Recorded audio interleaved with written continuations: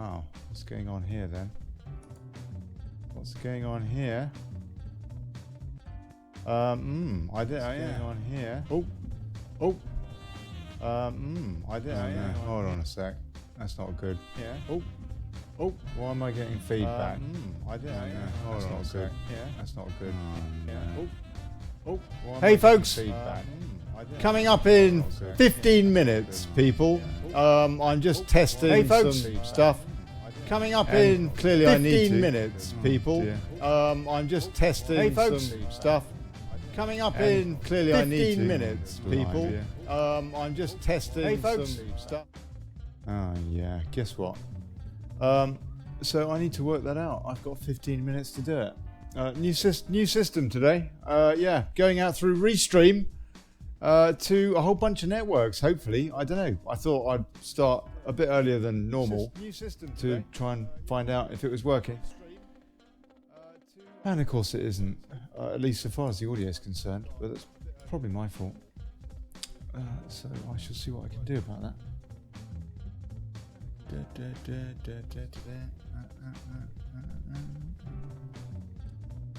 Let's see if if that's working. Hold on. What's this? What's going on here? Right. Okay. So yeah, coming up in 15 minutes, people. I'm just faffing about because I've got a slightly different system going on today. Oh, is that the reason? No, that's not the reason. So it looks like we're going out on old YouTube. Hey folks, on YouTube. Good to see you. Oh, are we going out on Periscope?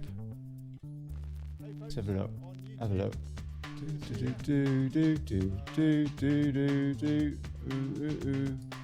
I've no idea how to find out whether or not we're going out on Periscope or not, actually. No idea. If anybody knows how, then let me know. Somehow. No idea how. So that's supposed to be doing something on Twitter as well, I suppose. 12 minutes, people. 12 minutes to the top of the show. I'm just doing some testing with this new system.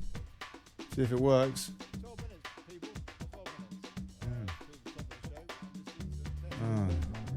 I didn't get much kit last night either. Oh, look at that. A promo went out. That's cool. Yeah, promo went out on Twitter, but can't see a show there. D-Live. We're going on D-Live. Yeah, hey! All right, D-Live. Hey! Nobody's watching, of course, on D-Live. Anyway. Going out on... Oh, hold on. What's that? We're going out on... Oh, look at that. We're going out on Daily Chaos page on Facebook. Hello, Daily Chaos people. There's one person watching on there. Hello. Good. Well, that's great. I'll tell you, we're getting there. We're getting there. Excellent. How exciting. So, Daily Brexit page. I suppose I should check that one. We're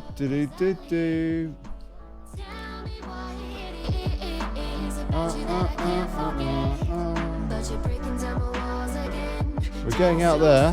Yeah, looks like it. I'm dog tired, I tell you. Cassie Crowhurst coming in today at 7:15 after the news segment, after the fake stream. Keeping up, seeing what they're talking about. The old Don popped in. Hey folks on Facebook. Hey, cool, excellent. So let me see if I can see your comments. Let me see if I can see your comments on this new fangled thing. No, it's not there. That's no good. Why is that? Why is that not working? Oh yeah! Wait, look at that! That's working! Amazing! Wow. Restream seems to be doing something or other. Incredible. Okay, so that's fine. I must be looping all... I bet I've got the audio working on all of these. On all of these new networks I'm going out to. I bet the audio's going to loop back from all of them. And that's me buggered. Oh, hold on. This, I might have found the culprit. Let me see. Back from all of them, and that's...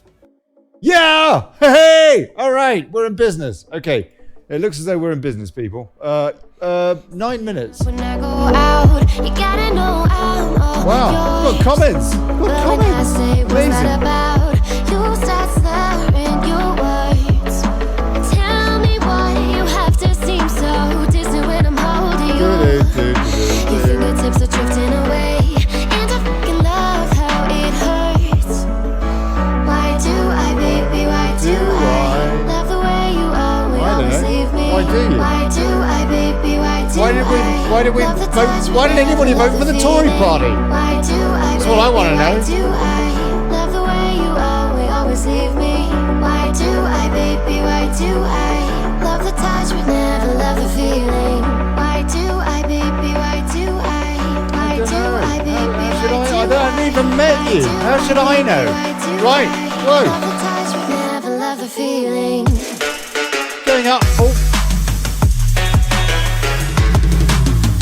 That's really cool. Going out on my Facebook profile as well as the Daily Brexit page as normal, and the Daily Chaos page, because there is a Daily Chaos page. I know that's a well-kept secret, but there is. And, so three times the annoyance for Nick Clegg. Excellent. Love that.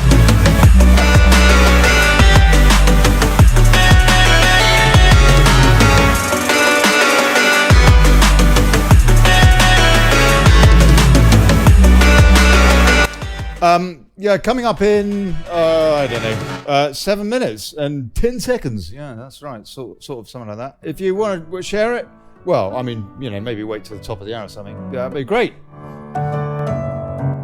Oh, this is working. Restream. Thank you to everybody that donated. Yeah, thank you so much.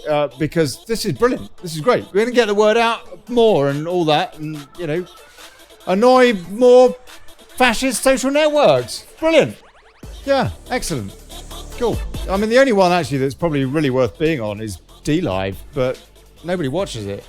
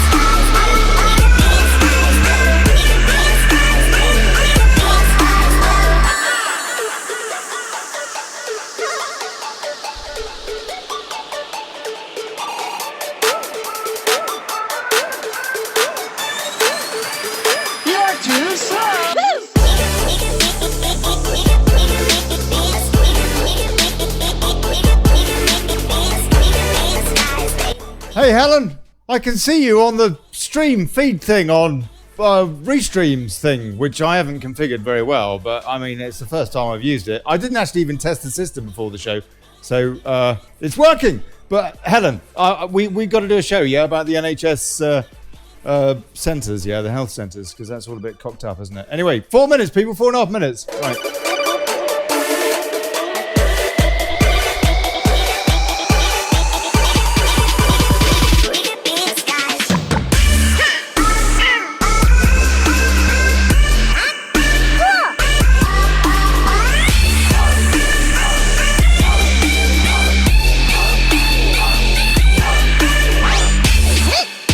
suppose you should test these things before you actually go live and do a show, but yeah. That just seemed far too logical.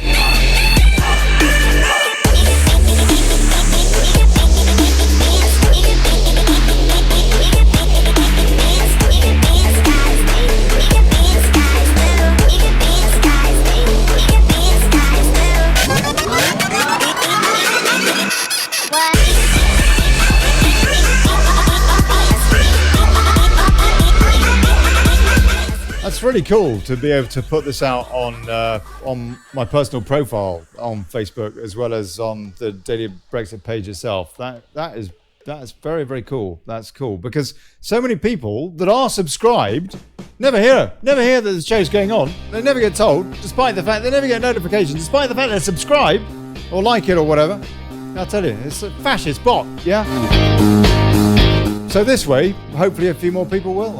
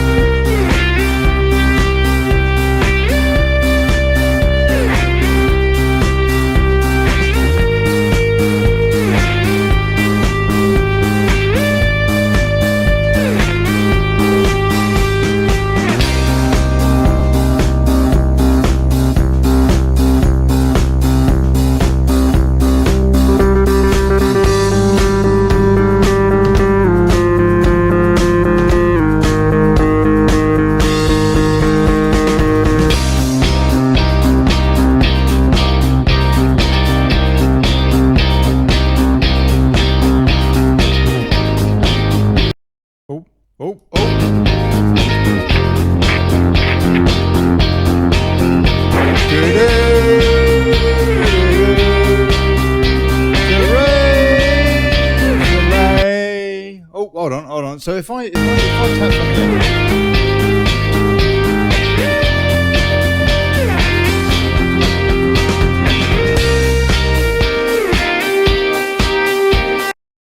in. Yeah.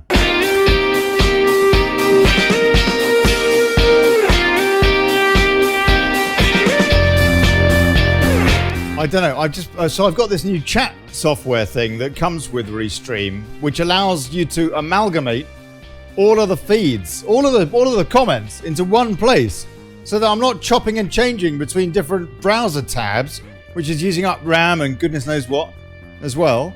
But I don't know how it works.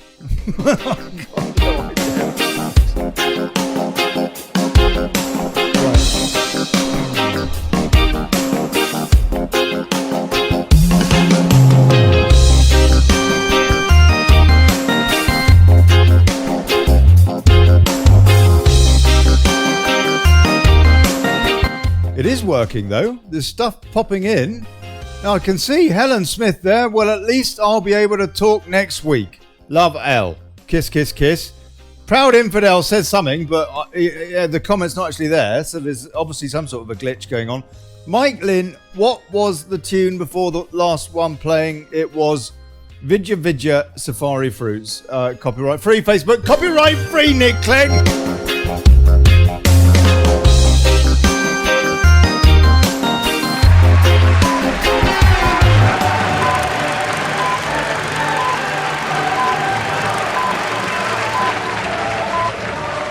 Hey folks! Good evening, good people! Via Restream.io.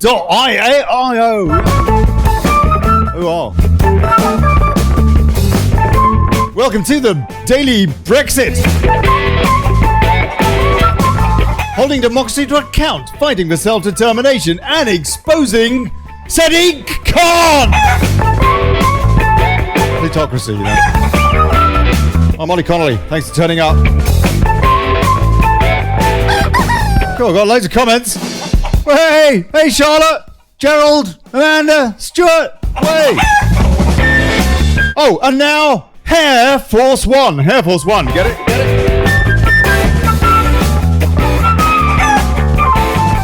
POTUS arrives in Blighty this morning for the D-Day commemoration to size up a changing British establishment and to chat up Brexit.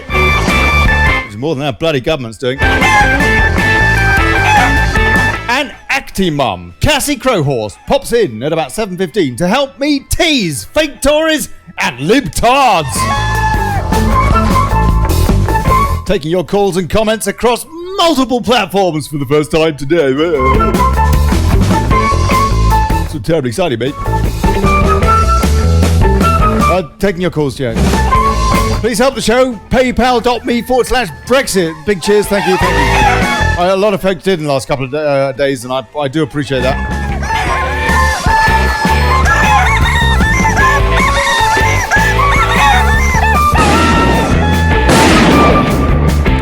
Please share the thing, like the page, whatever you do. I don't know, if you're on D-Live, just bung us loads of Bitcoin. Let folks know we're talking, we're thinking, we're watching. We are active! Straddled across multiple social networks. Yeah, there's a certain pain threshold. As Donald Trump is beginning to realise in having to deal with the British establishment. I'll tell you, unbelievable. Right, okay, let's have a look, see what's going on in the world of fake stream. And Hair Force One. I was hoping that the Don was going to keep that hairstyle, that kind of, that Gordon Gekko look, the dishevelled, he just came out of prison look. I'm sorry, no. It's her that needs to go to prison. Lock her up. But he does. He looks good. I like that. Get rid of the quiff, man. Get rid of the quiff. Because I reckon that he would score more sympathy votes, win more hearts and minds with a regular haircut like that than he would off North Korea. That is how shallow our planet is, basically. But anyway, according to Sun, Donald Trump sported a slick new hairstyle before flying in to meet the Queen on his first. But he's got rid of that now, hasn't he? He's got rid of that hairstyle and he's reverted to quiff, as we can see there in the Sun, Daily Fail, whatever it is.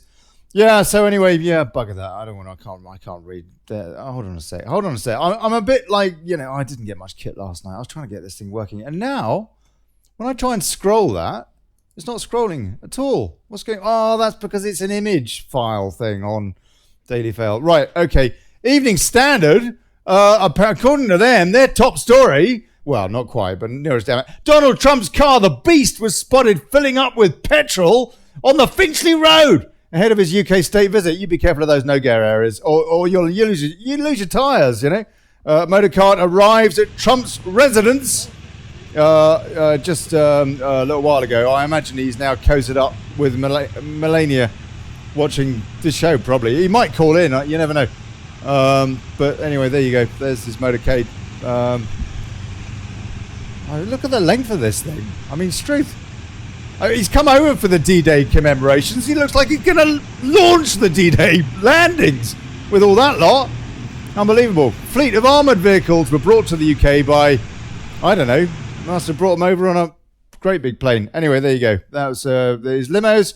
More seriously, we'll have a look and see what's going on with, and in fact, let me refresh this page just to make sure that we get the latest on his visit, which I don't know about you, but I'm excited about it. I think it's great. I think it's fantastic that we've got a US president in the UK who actually cares about the British people. And you compare that to the scum in Westminster, yeah? And there's probably people on these various different new social networks now who think, who is this bloke? What's he saying? I mean, you know what? We're fed up of it. Absolutely fed up to the back teeth of our government and all the rest of it. Please, if you get sick of your president, USA, we'll have him. And you can have Sadiq Khan. That dickhead can't.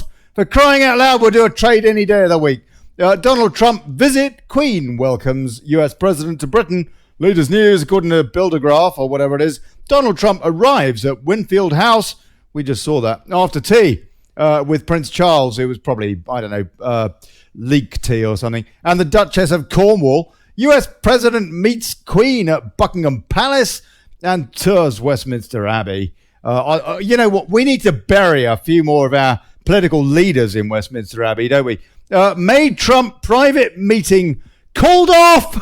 Now that is great. That's the top story, isn't it? That just sums it up. He's like, I can't be bothered with you, love. Why are you even still the Prime Minister? Just get Boris in. I mean, you know, that's what he would say. I'm not suggesting that's what he should say. Well, it probably is what he should say, because of all that Tory lot, Boris is the only one who might deliver on Brexit, because he'll go off and do some, you know, feast over stateside. He'll go in the Oval Office. He'll see that bust of Churchill, and he'll go, oh yeah, I should do that. I should do that too. I could have a bust in there too if I, you know, do all that Brexit thing. So anyway, there you go. There's a hint for you, Boris. Labour facing hypocrisy claims as MPs lead protests because they're all boycotted. What a bunch of tossers. And Tories hint at Huawei climb down. You know, that, I don't know, mobile phone or whatever it is, that 5G incinerate everyone on the planet company or something. Tories hint at Huawei climb down ahead of Trump visit, because of course Trump, again, thank you sir, is about the only sensible person who says, you know what, we don't want to have some country who has concentration camps in operation, and who spies. They have a law that says any data they want from any company in China, any Chinese company, they can get all the information they want. They're going to spy and all the rest of it. Oh, yeah, Theresa May, that was really sensible. Let's just have Hawaii in charge of our telecommunications system. You stupid moron. Unbelievable. Thank goodness that Trump put paid to that bloody Hawaii company and put the bloody Chinese. I'm sorry, I'm a bit tired, a bit hyper, to be honest with you. Anyway, the Queen has welcomed US President Donald Trump to Britain as they shook hands warmly at Buckingham Palace on the first day of his 3-day state visit. I mean, some of these rags, some of the shag rags have been going on today about, you know, criticizing him because he couldn't shake her hand properly or some crap like. I mean, okay, he did a high five with the Queen. He's American. It's all right. Mr. Trump and the First Lady Melania were greeted by Prince Charles after their helicopter Marine One landed on the west lawn of the palace on Monday afternoon. The ceremonial welcome, which included a private lunch and a guided tour of the royal collection and Prince Charles's leak collection, was played out against a fiery backdrop after Mr. Trump and London Mayor Sadiq Khan had traded blows. The president wasted no time getting his state visit started, unleashing a flurry of tweets criticising London Mayor Sadiq Khan before Air Force One had even touched down. I tell you, I love this guy. Tweeting while still in the air over Stansted Airport, no less. He called Mr. Khan no, he didn't say that, a stone-cold loser, saying he had done a terrible job as mayor after the mayor on Sunday described the president as just one of the most egregious examples of a growing global threat and compared the language he has used to that of the fascists of the 20th century. I don't know where to start with this bloke Khan. I mean, what a nightmare. What an absolute nightmare. What a disgrace you are. Your treatment of the leader of our most important post-Brexit trading partner. You are a dick, Khan. Tweeting while still in the air. Yeah, and by the way, the day after the referendum, it was that Sadiq Khan who said that maybe, you know, London should be a city-state, an independent city-state. That's what he wants, yeah? I'll tell you, try British, mate. Go Trump. On Monday morning, Mr. Khan's spokesman said that childish insults should be beneath the President of the United States. It was Khan that started it. Labour leader Jeremy Corbyn has followed up his boycott of tonight's state dinner with an announcement that he will attend the anti-Trump march in London and will speak on stage. Good, let's hope you fall off it. Mr. Trump and his wife Melania landed in Essex just before 9 a.m. on Monday as it emerged he would no longer have a lengthy bilateral meeting with Theresa May. Hold on a sec. I'm going to have a quick tab break here. Yeah, no, not a cigarette. I'm just going to quickly check my tabs just to make sure that everything's working with this new setup. Seems to be all working. Cool. Okay, amazing. Well, blimey. Incredible. On the fly here, the US president had been scheduled for a private sit-down with Mrs. May, but this has now been taken off the agenda. It has been suggested that he may, however, find the time to meet with Boris Johnson and Nigel Farage. Quite right, mate. They are the two most important geezers in the UK right now. The first couple visited Westminster Abbey, where a wreath was laid for the unknown warrior, and then headed to Clarence House for tea with Prince Charles and the Duchess of Cornwall. They will also attend the dinner hosted by the Queen tonight, as will other government ministers, including leadership contenders Jeremy Hunt, blimey, rhymes with his name, and Michael Gove. Oh my God! Unbelievable, what a couple of bloody remorons. The US president. Kick them some sense into their heads, Mr. President, by crying out loud, if you're unfortunate enough to have to speak to those couple of turds. The US president said he expected his 3-day visit to be very important and very interesting. And it certainly is that, I'll tell you. It's hilarious. As he left the White House on Sunday evening, 6:46 this evening, writes Tory graph, the president is enjoying himself. President Trump is tweeting again. He has addressed, he'll be tweeting us in a minute, he'll be tweeting Daily Brexit in a sec. He has addressed the royal family, protesters, the fake news media. And yeah, he did, he complained, but he was only getting CNN news in his hotel room or whatever, where he was staying. He said, why am I getting this fake news channel? It's great. The fake news and a post-Brexit trade deal he's also been addressing in 2 quick-fire tweets, yeah. He has addressed the royal family, protesters, the fake news media, and a post-Brexit trade deal in 2 quick-fire tweets. Donald J. Trump said, this is his tweet, London part of trip is going really well. Quiff is keeping up nicely. He didn't say that bit. The Queen and the entire royal family have been fantastic. Absolutely fantastic. Very, very, very, very. The relationship with the United Kingdom is very, very, very, very, very, very strong. The relationship with the United Kingdom is very strong, yeah. Tremendous crowds of well-wishers and people that love our country. Love it. Haven't seen any protests yet. Well, mate, you haven't been watching the news. But I'm sure and then he carries on.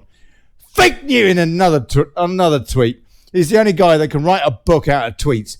Fake news will be working hard to find them. Great. Love all around. Lots of love. Love Queenie. Also, big trade deal, big, is possible once UK gets rid of the shackles. Yes, sir. Already starting to talk. Oh, God bless you, mate. I'll tell you, Mr. President, thank you, sir, for coming to the UK and giving the British establishment remorons and bloody great big kick up the arse.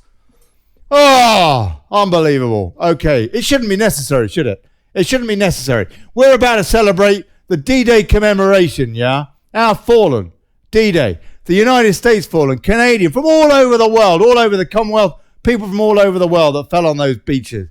We're about to celebrate that. And that Macroni bloke, that Emmanuel Macron, that bankster, come on, he's a fascist. He is a fascist. Typical vishy bastard is what he is. He isn't even going to go. He isn't even going to go. Now that's our Cassie.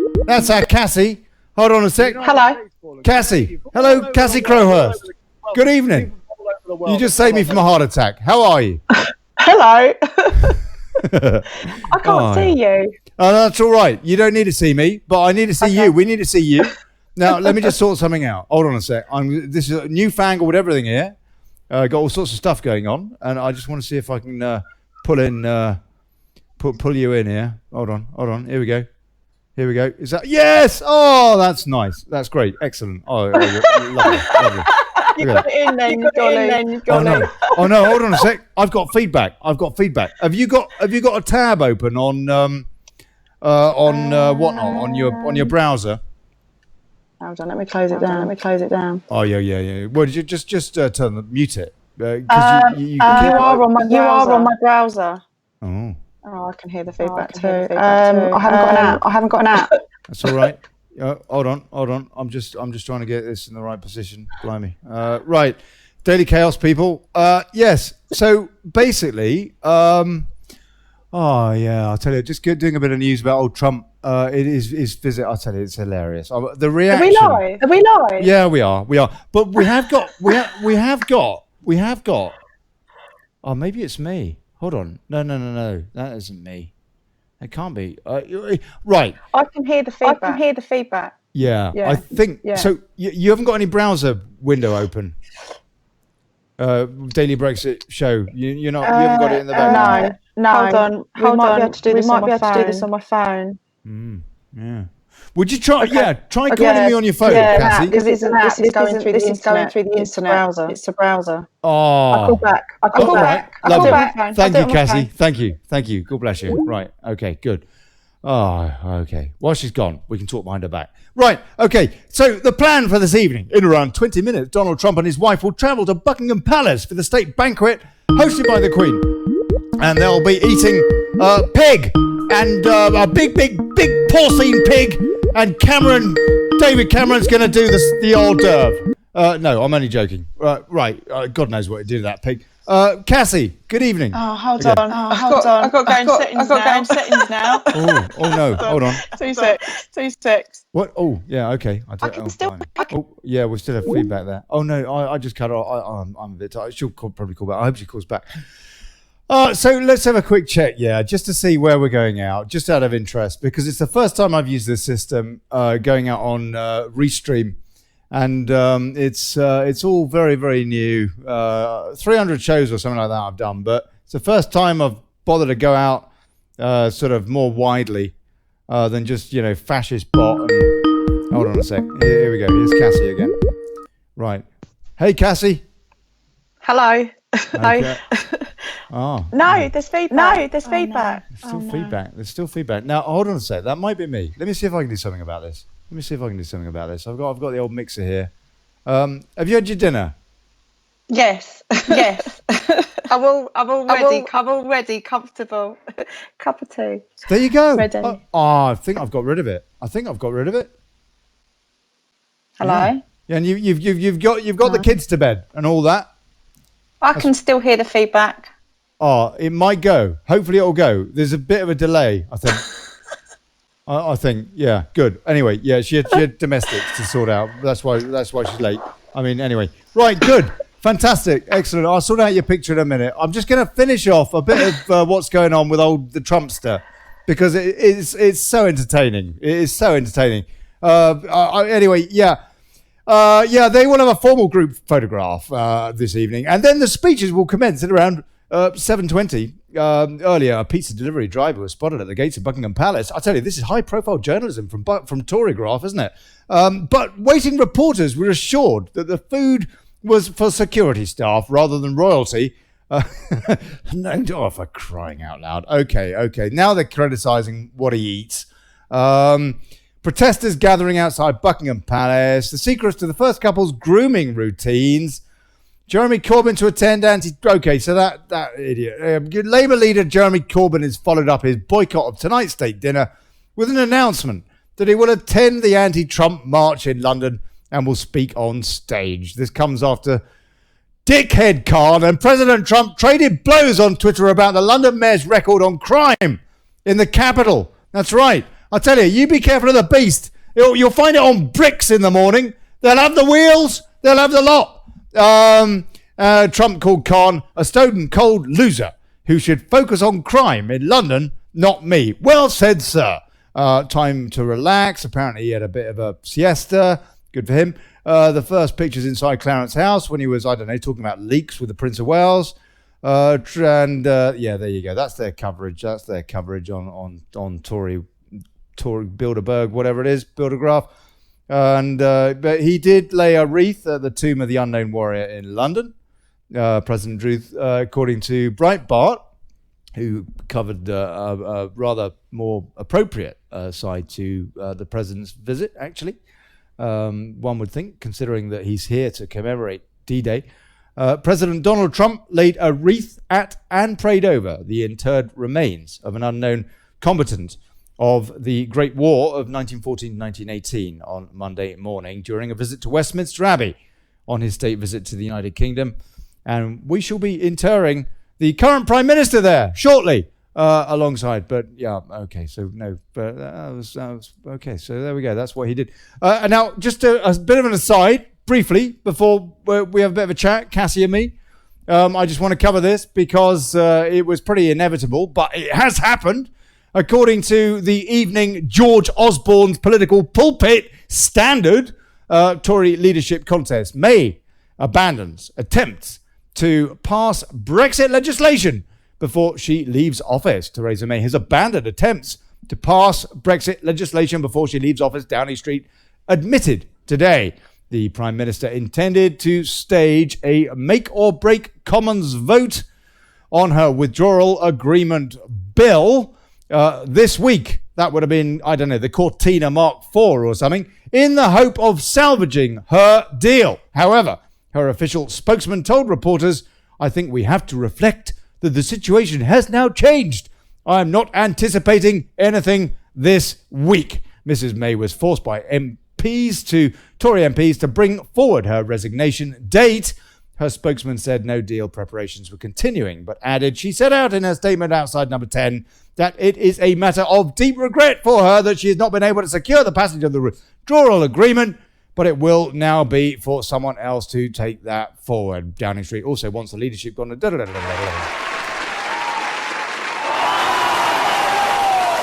Okay, right. So basically, she's on her way out, and awesome. Well done, Mr. President, refusing to meet the cow. I'll tell you, that is fantastic. Oh, that made my day when I read that. That really is a funny story. So anyway, yes, and I think that's it really. I mean, it's just otherwise all the news is pretty obvious really. Boris, I'll deliver Brexit on 31st of October. He's already said that, but he went out on the campaign trail today and said that sort of officially for the first time. There is one story on Guido, which is relatively interesting. Who's backing who? Boris now leads MPs' declarations with 50% of Tory MPs now publicly declared. Boris has taken the lead with 50% of Tory MPs now publicly declared. Boris has taken the lead. Of the four-pack leaders, Raab and Gove have previously led. Boris is now ahead of for the first time in the public declarations. James Brokenshire has announced I don't even know who he is. He's not running, which is great. Neither is Mr. Blobby, apparently. Telling an audience at Policy Exchange, I don't care. Who is he anyway? Right, fine. So basically, Boris Johnson is in the lead there. And there's the graphic. And so what? Fine. Okay. Vince Cable shamed on air for being an idiot. And Corbyn is also an idiot. So, Cassie, are you excited? Are you excited by the president's visit? I am. What? Am I excited the Trump's here? Yeah. I mean, are you suitably kind of like complaining that he's like, shouldn't be here? No, I'm not really fussed. I'm not really fussed whether he's here or not. But I'm hearing a lot of good things about Trump, and maybe Theresa May stepped down. Timely, he's come in. Is he going to be making the changes that we really need? Who knows? Could be. Who knows?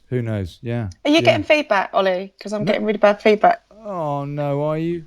Hold on a sec. Let me see what I can do. It's off-putting for me. Because it's like a few seconds later. Yeah, no, that's right. I don't know. Blimey. I don't know why that is. Technical gremlins. The thing is that I've got a new system tonight. This new system is I haven't used it before. We're streaming out to about 8-9 different pages, sites, destinations, as opposed to just 2. Yeah. And it's kind of cocked up the system a bit somehow in terms of the audio. Because it's literally not straight away. I know what I can do. 1, okay. 2. I know. 2-second gap. I know what I can do. I think I know what it is actually. Let me see if I can. What about? Oh no, I can't hear you now. What Hello, about? I'm here. What about now? What about now, Cassie? Testing, 1, 2, 3.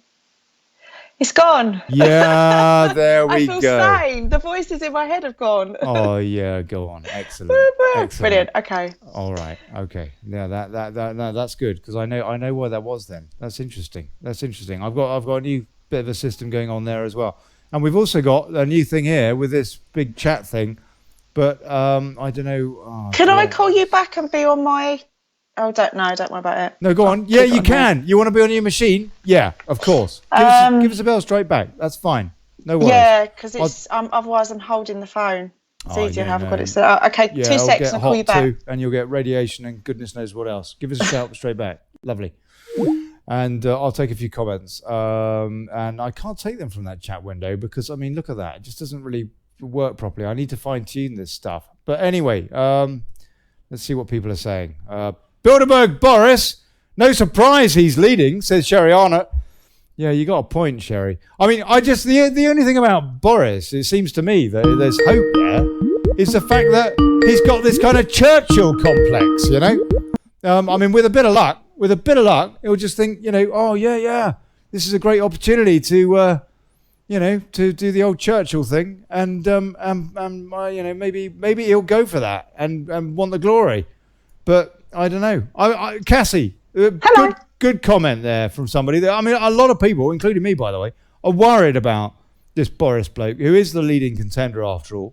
Boris Johnson. Well, because he is a Bilderberger, isn't he? None of them are fit for purpose. None of them. That's why I don't get involved in politics. Because you've got very clever people now. What was it, the one the other day I saw of Trump?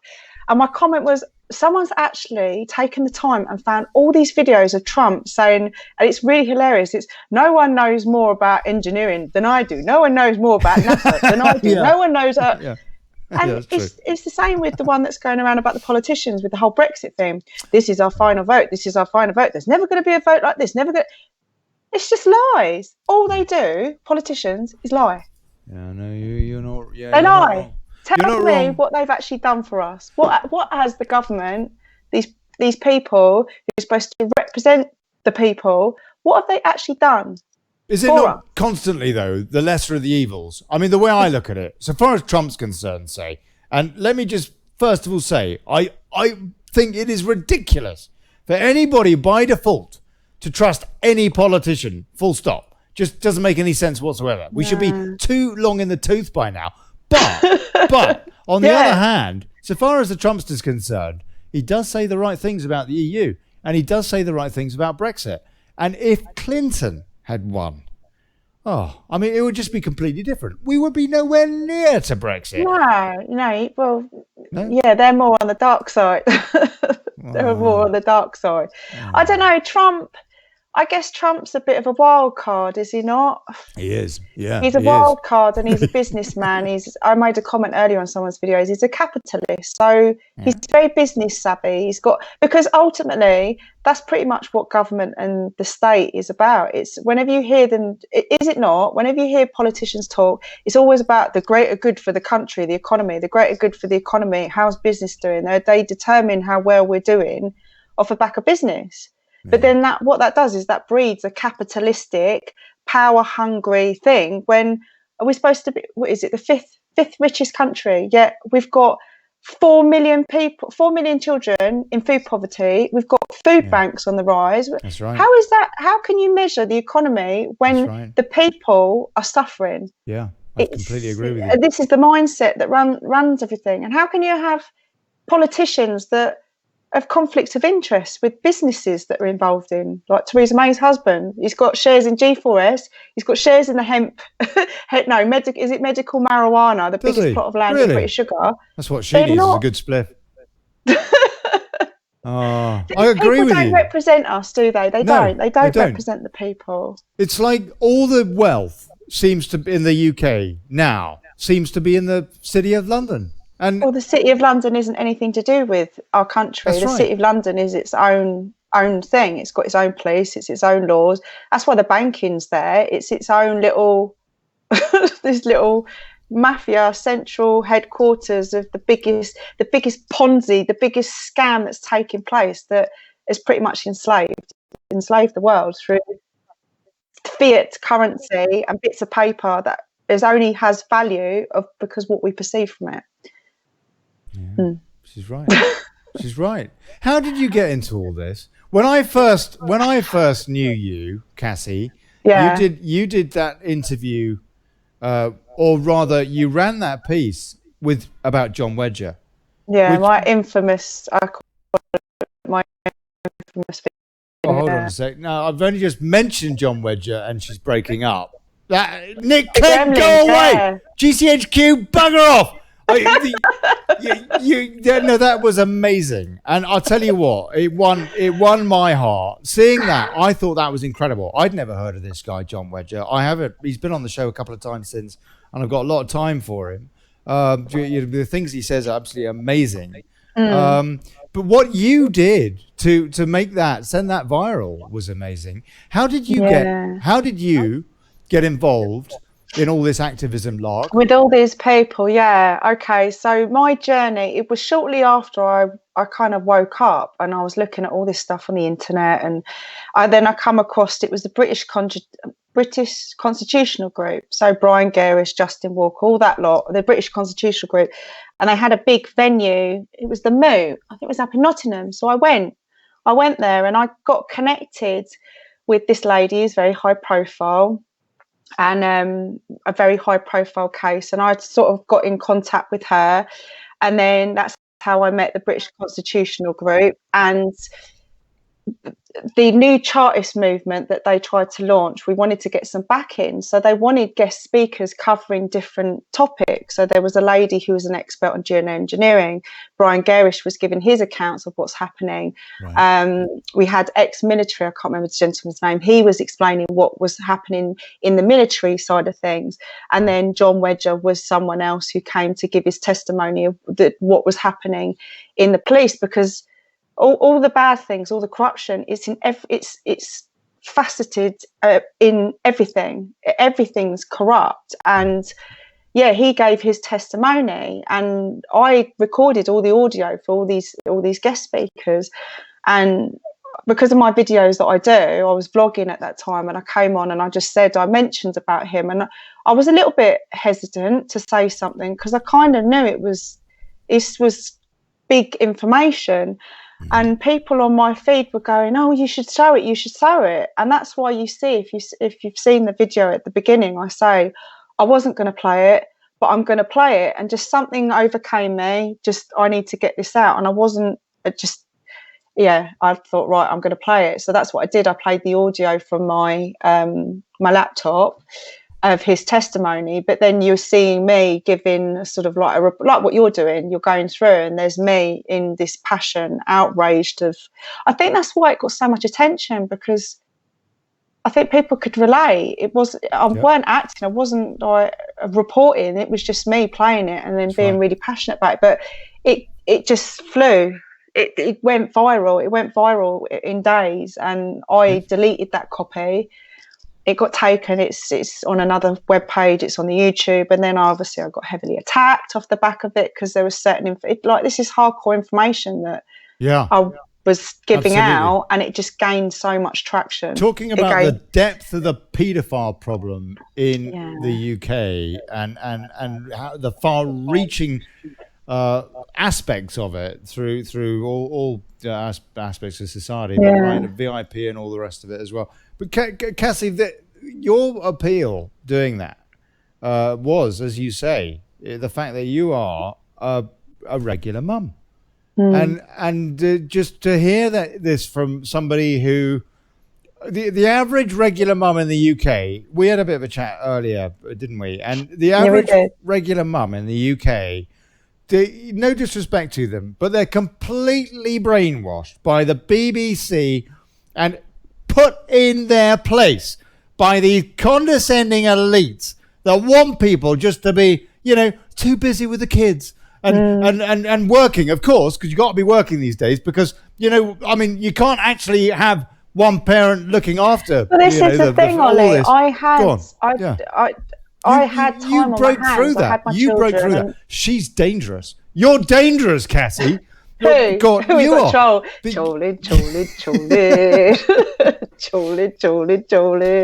You are a very unusual person because you see through all this stuff. You're supposed to be like, quiet and just how I was subservient. before. I was how I was before. I had a very good job. I had corporate jobs, and I bought a house, got a mortgage, thinking of a career, thinking of family, got married. It's like I was into that, watching the TV. I was just programmed into that, believed everything that was told to me, believed in doctors' advice and that vaccines are good. And, all of that was sold, that story. And then I never went back to work, and I had all this time on my hands and just something. A lot of people, when you hear that they go on this journey, when they wake up, they research something, and then they go into it's like a rabbit hole. Onto the next thing, onto the next thing. But I've had time on my hands. I've spent my time. I feel like I've done a degree in all this information and what's happening in the world, and not just political stuff or occult stuff or the negative stuff that's going on. I've looked at ancient wisdom and the spirituality and the nature of like reality and the quantum and epigenetics. There's a lot that I've consumed, and I think I've got this broad range of knowledge, so I can kind of dot connect and see through a lot of things. That makes sense. Oh yeah, no, completely, absolutely. Okay, so what was it though for you that woke you up? It was the Illuminati. I've said it before.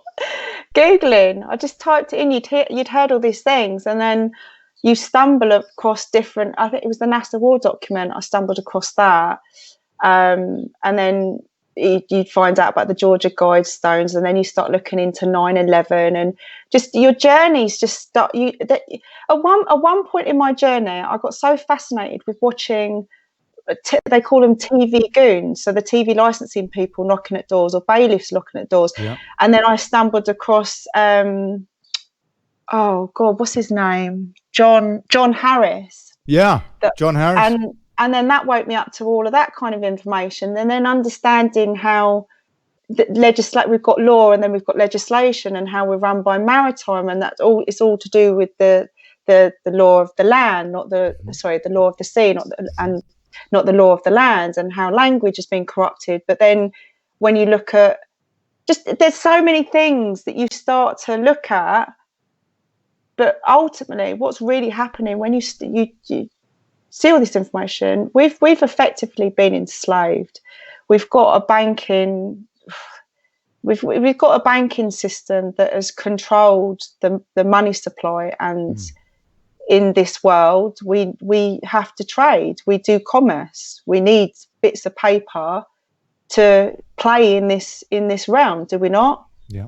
Those that have more paper can play and live a life of luxury, but we've got a lot of people that don't have these bits of paper, and they're living in complete misery.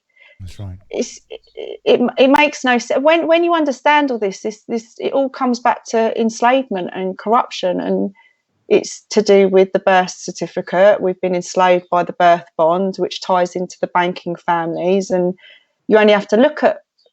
Like people can go, oh, it's a conspiracy, but it's not. Even if you go on the Bank of England's website, they tell you what money is. It's backed on a belief. There's no value in it. We're just trading in debt notes. What do they say then about it? Who? The Bank of England on their site. Because there is a lot that's hidden in plain sight, isn't there? People just. Of course it is. They talk about the economy. They talk about economy. Oh, God, I can't even say the word. Economics. Economics. Wake up, girl. That's the word. Economics. Yep. They talk about economics and all this complex inflation and deflation, and that's because it's their game.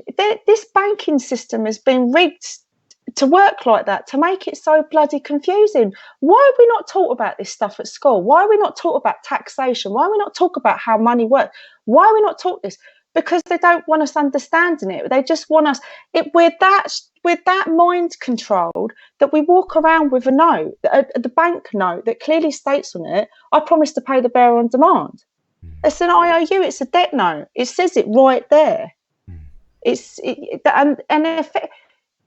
The banking system, this is where Justin Walker, part of the British Constitutional Group, he's very passionate about the Bradbury Pound. And when you look at the Bradbury Pound, that is from a sovereign nation creating their own money off the back of the nation. And it's tax-free, interest-free. And we can't have that because we've got a private institution running things. So we have to pay tax and insurance. Just think, the average person, how many people have got mortgages, are running a house like a family? You've got a family and all the bills, you've got the interest on your mortgage. Well, if we didn't have this banking system, we wouldn't be paying that. Your tax, your council tax, your energy, all these things, because we live in a world where it's the capitalistic. And it's all about we're like cash cows. How much money can they draw and with like take out of us? We would be abundant if we didn't have tax or interest. The same with the debt calculator. This is created to create austerity. We live in abundance. If we got rid of the banking and all the fraud of the interest, well, if we had honest banking, if we had a central bank that the people owned. Well, instead of it being owned by private individuals, it's just ridiculous. Absolutely incredible. Yeah, and it's the thing that's enslaving us. It is. Absolutely. It enslaves. It affects every walk of your life. If you don't have bits of paper, what can you do? You're limited. And they're increasing, like everything. If you look in society, we're actually getting poorer. They're saying like we're going back to Victorian age. Why are we the fifth richest nation? Yet we've got 4 million children. I don't know if there's a fourth, but I mean fifth, but we're way high. Yeah, carry on. Your point is totally right. Please. In food poverty, food banks are not even they're not even set up by the government. These are like charitable. We've got more children in poverty, Cassie, than any other country in Europe. In the UK. It's just unbelievable, isn't it? Unbelievable. Unbelievable. This is what I said to you about who are we going to we paid £500 billion into the EU. I mean, come on. Sorry, Cassie. But there is no money. That's what you've got to understand. When you understand... Well, yeah, but there is debt, isn't there? There's no money, but there is debt. Where's the debt come from? It's come from the private banking. Where the money comes from the private banking. The government borrows off the private banking and borrows that there's interest on it, and then the interest is then put onto us. And the banks print the money out of nothing. And these days they don't even bother printing paper. They don't even bother with that cost. They just literally press a button on a machine, and there you go. Oh, there you go. We'll have a bond for that or something, and then we'll charge you some interest, and the taxpayer can pay it. And sorry, go on, Cassie, please. And this is what I mean. It's not taught. This stuff is not taught, because if you were to wake up, it's really simple. What is affecting us? When people don't have money, they turn to crime. They're in the fear, they're in worry, they're in anxiety. How many people worry about paying their bills? I come from a very poor family. My mum and dad went through the miners' strike. I went through food poverty. I went through stages where the house was going to get repossessed. And just that constant worrying and debt. At one point, my mum tried to kill herself. She attempted suicide because of the debt, because of these bits of paper. Well, where's it come from? It comes from a private banking family. These private people that have set up the biggest fraud Ponzi scheme going, and the institution that the government that everyone's voting for is allowing this. Allows this to take place, this fraud, this enslavement through the monetary system. Everything comes back. Forget about all these other things. It's the money system. And we had the Bradbury Pound. It was tax-free, interest-free, and it was backed on the people. And it's done by a sovereign nation. That's why they're going after the sovereignty. It's a sovereign nation. But have you heard Salvini? There's a story about Salvini in the press this week. Let me just see if I can find it. Who's that? The bloke from La Liga in Italy. No. He's putting he's talking about a parallel currency in Italy to run alongside the euro. And it could just be politics, yeah. It could just be like, one way, some Olly, way to, any of these countries, countries that want to create their own currency, you saw what happened with Libya. These countries where they, like the petrodollar, it's like it's the fiat currency, and like the is it not the IRS? The IRS is the taxation, the Federal Reserve. Yep. Okay, the private banking Fed, families. Private. It's about as federal as Federal Express. Yes, exactly. It's a private banking family, and again, the US dollar is the petrodollar. So all the oil, it all comes back in. So the countries that want to go against that because they know that this thing's the biggest fraud going and want to change it. Well, look what happens. Look what happens. These people get taken out. It's the same with all these holistic doctors.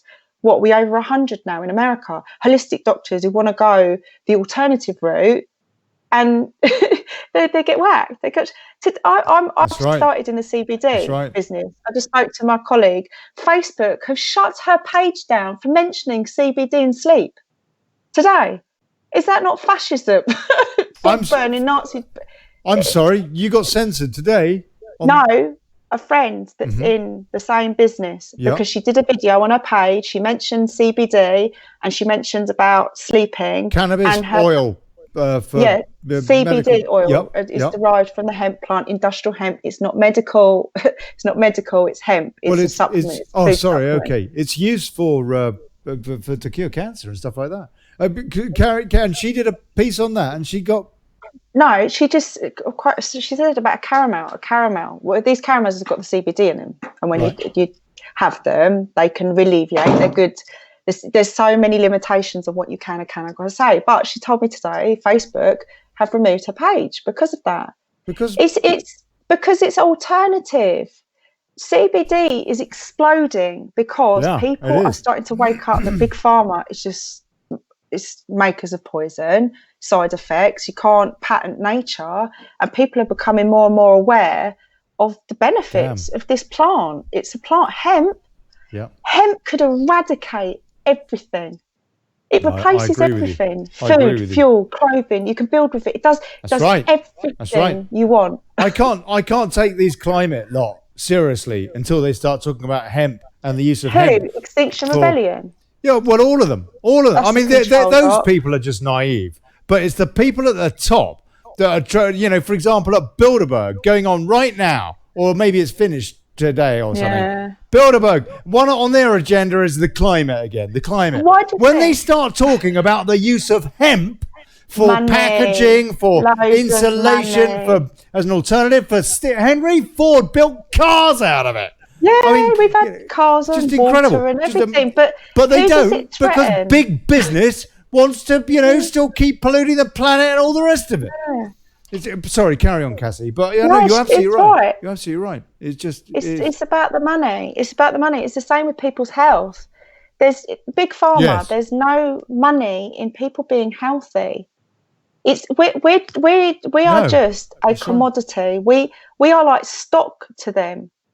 It's like they've got a business. The banking family have got a business of they trade in humans, our energy, and how much taxation. That's how they operate with your birth certificate, and they work out over the course of your lifetime how much they've got bean counters. You see, they've got accountants that work out how much you're going to be valued, and then they trade you. You get traded on the stock market. So me, I'm probably worth loads of money because I'm in that category that I've got a good credit rating, and I'm going to be paying tax for a long.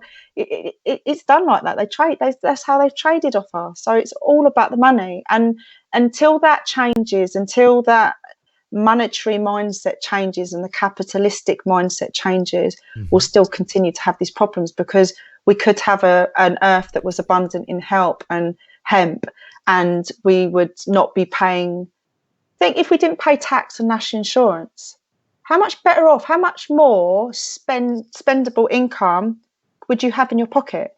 And how much happier would that make you feel if you wasn't worried about paying debt or paying your next bill or struggling, thinking about how you're going to feed yourself? Because that's where a lot of people are at. And then they shut all the community places down and you become isolated, and it just breeds this negativity. It breeds just because it's just a horrible way we're living. The thing is, we need a complete, it's not just that's one part of it, but I mean, we need a complete rethink on the way that we live our lives now, because otherwise at the moment we need to trade something.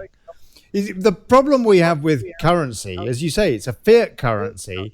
It's backed on nothing. If it was backed on something tangible, that would make a difference. No, if we held big corporations to account instead of letting them off, so the likes of Google, who should pay probably nearly £1 billion in UK taxes, they pay 10 million or something. They do that? I'll tell you how they do that. Go on. But we need a rethink on the entire system, don't we? Because otherwise we have got a collapse. We've got hospitals will just you can't pay. And all the rest of it. You've got imaginary interest. I'm not saying we can't do it. It's imaginary. So it's this whole thing of austerity and scarcity, and because the money doesn't exist, so it's all fabricated to enslave the people further. We're like in Hunger Games, is it not? And as for politics, the government is supposed to be a meeting place. It's supposed to be a meeting place for all these representatives, these MPs, these people. The people select a people, someone that they want to be a mouthpiece that's going to do right for their community and the people. So those people go into the meeting house, and then they're supposed to have a debate like what we're doing and go, right, how would it help our country? What could we do? Like proper debates. But what we have is this division. We've got to have a two-party system, and both parties can't get on. Why have we got that? Steve Baker, MP, he did actually have a debate, didn't he? I think about Bradbury Pound and stuff like that, and about exactly this in the House. And I saw a bit of that debate on the telly, on Parliament TV or whatever it was, and there was about 20 MPs in attendance. It just. Yeah, it's a joke. But I mean, that was exceptional. Let me just take a few comments, and then we'll carry on. Let me see what folks have got to say. John Middleton, canon law to think it's 1391, but crime of falsehood document, scribes ecclesiastical. And Jones, when we apply for credit, we're paid money that is non-existent. That's correct. It only appears on a computer that we owe the money. Plus, interest is added that we have to pay on top of the non-existent money that is being loaned. This is absolutely correct, if anybody's in any doubt. Then, if we fail to pay back this non-existent money, they take away our property, and you might even go to prison. And the banks make money out of that. It's disgusting. This is precisely correct how that works. And Amin Ahmud is saying, yes, hemp, Cassie. Cancer Act 1939, says Christopher Mitchell. Sue Dacey, I tried CBD oil at high levels, no effect. I have rheumatoid arthritis, actually. And I mean, I'm quite lucky because it's never affected me that badly. But I went to see a specialist in London, and a good, pretty good bloke in Harley Street, who consulted with 3 other people about my condition because he couldn't understand why it hadn't affected me more than it had, including one lady who was the leading authority on rheumatoid arthritis in the UK. This is going about 15, 20 years now. And he said, so I don't understand then why it hasn't affected you more. And he said, can you tell me anything about your lifestyle? And I said, well, the only thing I can tell you really that may have something to do with it, because I had done a wee bit of research online, is that, but the internet was way, way smaller then, and there was way less of us that were aware, including me. I was a right thickie. I said, I smoke a lot of joints. I get up and have a joint for breakfast. I'll smoke throughout the day, and I'll go to bed just having had another joint. And I smoked a shed load. And he said, well, hold on a sec. He said, actually, he was a Scottish chap, but he was a posh Scot. And he said, I'm going to have a bit of a think about that, because I've heard something about that, sort of scratching his head. And he went and had a chat with these other folks down Harley Street, 3 other people, and they all said the same. They said, yeah, it's probably that. That's probably the reason why it hasn't affected him more than it has. But anyway, okay. The pain hadn't affected him. No, I mean, literally, my joints and everything else. I mean, I've got this condition, a rheumatoid factor. If I have a blood test, it's all like lit up. Rheumatoid arthritis. But the actual effect to me is nigh on nothing. When I fly from one kind of barometric environment, if you like, to another, then I really feel it, and I get all sorts of pains in my joints. But generally speaking, I hardly get any spasms or pain. That's good. Occasionally I do, and I just pop a couple of pills or have a spliff. Right? Yeah, your body. Well, the thing is, why has our body got it's got a system? It's got a cannabinoid system. You've got all these receptors, millions of receptors all around your body. Most of them are in your brain area. And it works in synergy with the cannabinoids that comes from, like, the hemp. It's funny, that is it not? Some people say it's not as easy as that, Ollie. And maybe it was, I don't know, psychosomatic for you or something. Charlotte Jameson, bless her, who comes on the show once or twice, and she's a health specialist, and she said to me, and she deals actually in this subject. And she said it with the CBD oil, yes, but with you smoking that stuff, it probably wasn't that. It probably didn't. More of the THC. When you're smoking recreational, it's high THC. The stuff that's got the properties in that you need is derived from the CBD, and it depends on how it's manufactured as well, how it's extracted. Like, you want it the purest, you want it CO2 extracted, so it's really pure. But there's someone actually sent a documentary, it's called Weed the People, and I need to finish watching it. And it was a study in America. For 6 years, they focused on these children that they were terminal. They had only given months to live. Mm-hmm. And there was a specialist. She was a medical marijuana doctor. Mm-hmm. And what was fascinating was these books. These books were written in the late 1800s, and it was telling you, like, this is what they used. Really? The cannabis. They had ointments and all this stuff. But they used to shove that in all their medicines, though, didn't they? Like, you'd have opium, whatnot, for a headache. Yeah. I mean, they were pretty farmers pretty reckless. But Sam Phipps says, I don't know. Sam Phipps says, we don't even own our homes. The Crown own the land and minerals beneath our homes, as we're finding out now with the fracking. We don't own.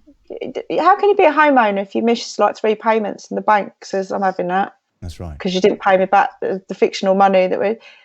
This is the thing that I've always said it in my videos and my journey, is that we need to focus where the enslavement's coming from. Everyone understands money. Everyone's using money. If everyone was to really wake up to the fact, that's where this whole political thing. They know the score. They know the score. They know what's the gig is between the banking and the government. It's never going to change whatever party you're in, because it's still going to have that system unless they change that. That would change everything, because it would stop the debt. Where's this debt? Who do we owe this debt to? The private banking. Yeah. That's right. Or capitalists like China. I think China's got a lot of the debt. China have bought a lot of the debt in America. So then, I think if people wake up to that, then a lot will change. But until then, still going to have these same issues. And Mace Pegg says, sorry, I did see him a couple of weeks ago at a meeting. His scientist is still under EU arrest warrant, and there's no charges as yet for nearly 3 years. I don't know who she's talking to there. Adrian Newbury says THC equals totally harbours cancer. Philip May has big shares in CBD, says Sam Phipps. Philip May, who's that? Theresa May's husband? That's right. That's Theresa's husband. So here's a conflict of interest for you. So you've got British Sugar, which is the sugar firm, okay, and they have land that grows the biggest hemp in this country. It's the biggest land. I think a lot of it is medical marijuana, and Theresa May's husband has shares in that, and the guy British Sugar who owns it, his wife is, I think don't quote me, she's in like a drugs minister. She's one of them who says no, there's no like medicinal values. Do you not? Is that not some kind of like conflict of interest? We can't. No, people. You can't have this marijuana. There's no medical benefits to it. But we're going to grow it, and we're going to make a profit of it, and we're going to sell it to other countries, and they're going to make money off of it. Yeah, that's right. That's right. Well, I mean, what's happened in Afghanistan is I guess another example of that. Isn't that all about the opioids, like the opium? Yeah, they're like right. The poppy fields. Under they're the out Taliban, there, man, in the poppy fields. They weren't allowed to grow them under the Taliban, were they? And now it's like the troops are protecting them. That UKIP Henry Bolton got an OBE or something for his services in Helmand Province. Isn't that where they grow all the poppy seeds? All the poppers. I mean, he got his OBE basically for protecting the drug market, didn't he? It seems. I don't know. Sue Dacey is saying use turmeric, and turmeric, is supposed to be very, very good, isn't it? Somebody's asking if I went private or NHS. I went NHS, but my doctor didn't want me. Didn't believe me. It took ages before my doctor. I had to convince. I had to shout at the doctor in the end and say I was in such pain when I first had this complaint. But then after a couple of years, nothing. It was very, very odd. But there are all sorts of. Isn't a lot of it just healthy eating in terms of that? And are we not? When you look at big food has got a lot to answer for, no? Oh yeah, you are what you eat. What you put into your body is going to determine whether you're going to have a healthy body or you're going to have disease. And when you look at it's definitely about what you eat. You need to eat living foods. We're energetic. You need to eat energetic live food.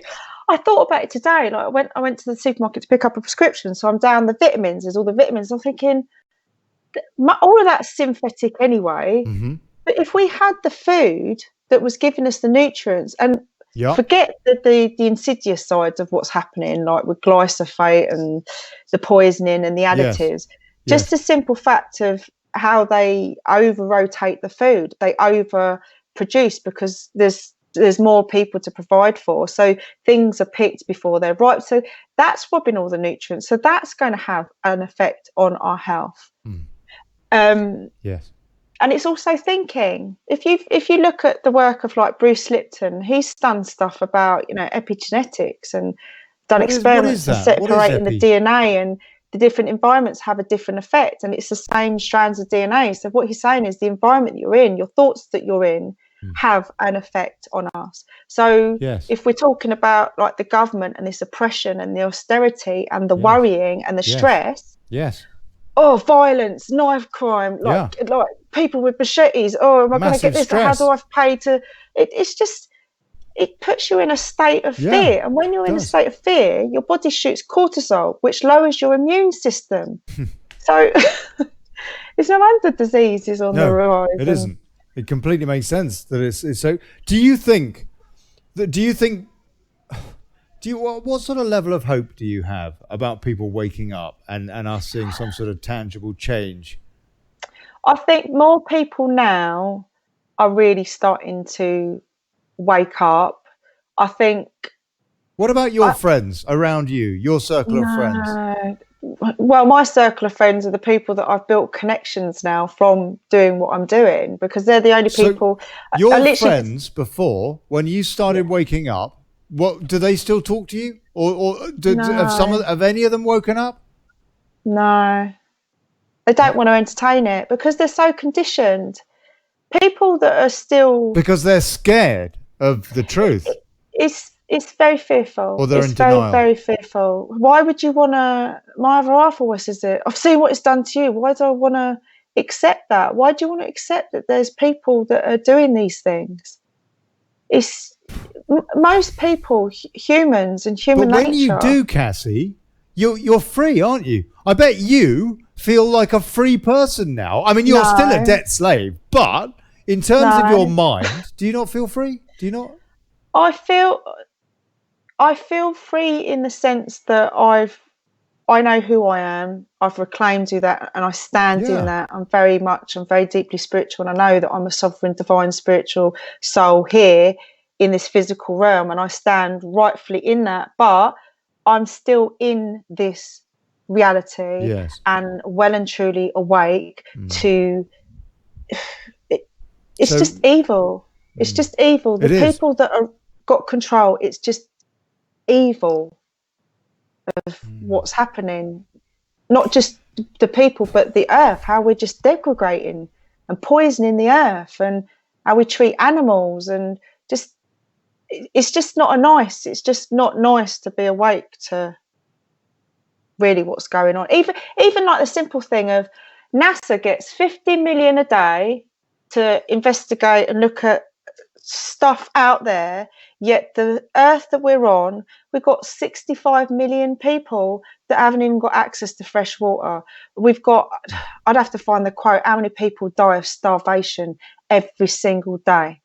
Why it's just lunacy, and when you wake up to that, it's very hard. I struggled a lot, immensely. I couldn't cope with the fact of just how evil and how cruel. And it is it's like there is literally a learning curve, is there not? I found when I woke up, two things woke me up: 9/11, Building 7 specifically, and Jimmy Savile. And 9/11 just shocked the hell out of me, and Jimmy Savile was a very emotional wake-up call.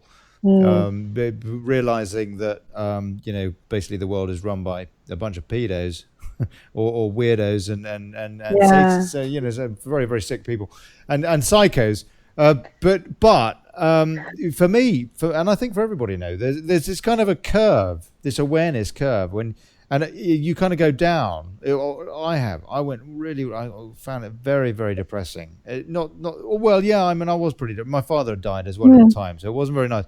But then I got to a stage where then there was all that, oh no, I can't say anything about this because I'm going to get, I don't know, busted or something or knocked off.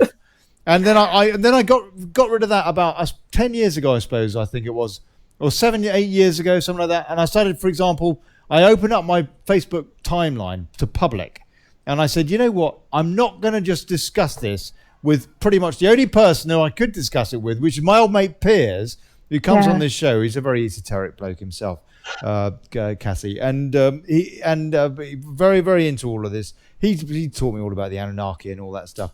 Anyway, I'm going to be honest about what I'm researching and learning and finding out and sharing this, learning and sharing what it's all about.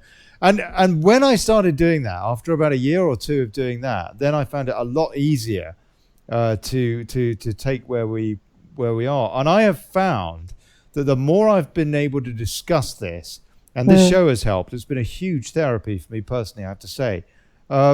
It has. I do feel that I've kind of escaped it to a certain extent, that I can basically stick two fingers up at the establishment and say, but you do not frighten me. You don't frighten me. You can't do anything to me. But then I am quite spiritual as well. But I mean, I don't sort of bang on about that. But it is, my point is that it's kind of like a J curve in a way, that you go down. Things are very, very difficult, and then things do get that bit easier now. That there is, I think that you go through stages of first, I suppose, when you start learning this information, it's like shock. It's like, oh my God, this is a shock. But then you kind of get really intrigued. You've got to find out more. Oh my God, that's a lie. And you go on this just rabbit hole. And that's sadistic. That's masochistic. And then you get traumatized of like, oh, this can't be happening, and you're in this disbelief, and then you realise, oh my God, this is really happening. This isn't a film. This is real life. Then it hits you. Then you get depressed. And then I think when you start coming out of that, like I did, and I've found using my platform has been very therapeutic, because I know me sharing and what I'm researching. It gave other people engagement. So it's like, oh, I'm not alone. I've got other people. It was a good outlet. So then now I've kind of accepted. It doesn't mean that I like what's going on and I can't focus on it. I'm well aware of what's going on, but if I focus on it, it makes me very ill and depressed. So I just have to channel and be like, right, what can I do to make a positive change and just accept it? You've gone through all of that, and I know I don't want to go back there again. I want to be helpless and depressed on the floor, not wanting to be here, because it's like this. I feel like I'm in hell. That's right. When you know what's happening to children, not just children, anything, any kind of animal cruelty or children's cruelty. Yeah, I can't bear it. I cannot bear any cruelty taking place to animals or children. And when you know how sadistic, you only have to look at animal factory farms. Animals are slaughtered and tortured in factory farms. That mindset. That's right. Someone's got to do that job. Who's doing that job? Who gets off doing that job? The same people that are kind of in power. You see the behaviour of like the French police, these like yellow vest marches. That's right. They love it. They love smashing, getting all their tools out and beating them up, and they love it. It's just the horrible. You are making a difference, but you say your friends are just have none of them. I mean, has Brexit, for example, woken them up at all? With, for example, the corruption of the EU, with the fat cat salaries, the fact that I think that's a big wake up call, because even those that believe in this democracy system and voting. Yeah, exactly. All you've seen is all these politicians, these people lying that your votes matter. This is the only chance you'll ever get. Bullshit. All Cotswell. Well, it's all right. It's true. Go, carry That's on. all they've done, and then they haven't delivered. And then, strong and stable. It's just Brexit like means Brexit. It's all like it's neuro-linguistic programming, and it's what? Blimey, that's a good one. What is it? Neuro-linguistic NLP. Neuro-linguistic programming. They're very well, like Theresa May, her speech to the video. She's a program. She's a program. Carry on. That's not even her. That's not even her word. She comes, me or you, we come out, we've got tonality of our voices and we've got passion, and politicians, they come out and they read the script line by line with the words I'm here to say, and I'm polished. They go to public speaking, they learn how to speak like a politician. They get tricky answers, they deflect. But these people don't represent the people. They don't. Government is just, it's even your councils, your local councils, they're supposed to be servicing your local community, but no, they're the local authority. So what the local authority says is what you do. You pay up your council tax, you pay your fines, you pay. That's what's happened. The government, it's flipped. They're no longer our servants. They've become this. It's like a career. It's like a business. Government's a business. Yes, that's what it is. Government is a business, and government is in business with the banking. So all they're interested in is how much money we can get out of the free-range human slaves, the commodity, the cash cows. And that's why this global warming, it's like Dr. Evil, isn't it? Global warming, this imaginary thing, now they're going to put money on it, tax you. I don't know whether I have to say, I don't know if that's imaginary or not. I've got no idea. But I do know that we have these fluctuations in earth changes and sun changes, and to how anybody... What I find incredible is when these children who are 8 or something, and they reckon that they know more than everybody else, and they're on strike. They're refusing to go to school, and they're demanding that the country goes on strike as well for the sake of the planet. You're thick! You haven't got a clue about anything. You got barely wiping your ass, mate. And you're telling me about that? You've got to have, I don't know how many ologies to have the remotest clue about anything to do with that. Sorry, The Cassie. little Sorry. 8-year-old child's been at Oh. school, and in their classes, they've been brainwashed. The teachers come out and brainwashed and said, "Look, Yeah, that's right. the polar bears, Libtard Central. the habitat's melting. We've got to save the polar bear." And the emperor penguins are no longer be able to have the babies there. So then the 8-year-old child's like, "We must Blimey. save them. We've got." It's all it is. Unbelievable. It's so you go, "Oh, let's feel so like that puppet." We're surrounded that by morons. Swedish girl. Cassie, we're surrounded by morons. I mean, I don't know. We need a bloody great big life raft, not for the flooding, but because of all the tears from all the bloody libtards. Hold on a sec. What is a libtard? Liberal Democrats mainly. I mean, they're the main one. Right. Oh, God bless you, Cassie. Hold on. Cassie Crowhurst, thank you so much. We're going to do this again soon, I hope. Yeah. Yeah, I've enjoyed it. Thank you for having me on, Olly. Oh, you're lovely. You're a breath of fresh air. Thank you so much. Thank you. You give all the old friends a big kick up the arse. And by the way, if it was any consolation, none of my old friends talk to me either, because I tell them, "You're a moron. You're a bloody moron." They don't like me anymore. None of them like me anymore. That's a hate crime, Olly. Oh yeah. Well, no, it's actually an honest reflection on their mental position. Yeah. Aye. Oh, hold on. What's going on there? Hold it. Is it going to kick back in? Problems with it. There you go. Cassie Crowhurst, Acti-Mum. Acti-Mum. Thank you, Cassie. God bless you. You're most welcome. I've enjoyed going. it. It's been fun. Don't you ever get down. You're not allowed to get down. Never. Don't let the bastards get you down. Get back up again. That was Mark Conway calling in then. Well, you're too late, Mark. I'm sorry. There's probably a delay on the stream. He called in before the show had finished. Anyway, this has been Daily Brexit. I'm Olly Connelly. Thanks for tuning in. Thank you, everybody that bunged us a few quid over the last couple of days so that I could get on this restream.ai thing. That's awesome. And it's completely cocked up the show technically. But what a wonderful problem to have. Went out on D Live and not a single person has watched the show there, I don't think. I mean, they're there. I think D Live is full of gamers. More morons. But it was useful for Facebook because at least now it's harder for Nick Clegg to censor this show on Facebook. Tomorrow, Roger Arthur's on. Roger Arthur and Robert McCulloch Martin from UKIP talking about the WTO deal. WTO deal. Not no deal. WTO deal. Yeah. Wednesday's Horsley. Mr. H is on.